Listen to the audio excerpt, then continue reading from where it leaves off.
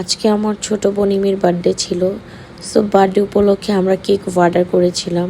এই যে দেখেন আমাদের পার্সেলটা অলরেডি চলে আসছে মাই উইশ কেক অ্যান্ড পেস্ট্রি থেকে। ওরা বরাবরই অনেক সুন্দর কেক বানায়, ওদের কেকের ডেকোরেশন দেখেই বোঝা যায় মনে হচ্ছে একদম জীবন্ত ফুল। আমার কাছে বরাবরই এদের টেস্ট, তারপরে হচ্ছে যে এটার ডিজাইন অনেক ভালো লাগে।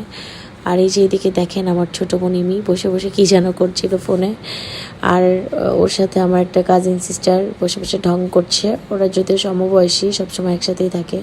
আর এদিকে বাড়ির বাকি সব পিচ্চিরা চলে আসছিলো, হাই দিচ্ছিল। নাম বলতে পারছি না তাদের, সব পরে বলবো। আর এদিকে যে লাল ড্রেস পরা, এটা আমার কাজিন সুবর্ণা ফ্রেন্ড, অনেকদিন পর আমাদের বাসায় আসলো। আর এই যে আমি দেখেন অসুস্থ, আমি একটু রেডিও হইনি, এত প্ল্যানিং ছিল তার বার্থডে নিয়ে, বাট সব কিছুই মাটি আমার জন্য।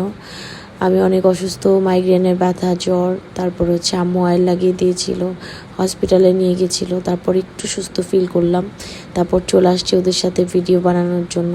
কি ঢংটাই না করলাম।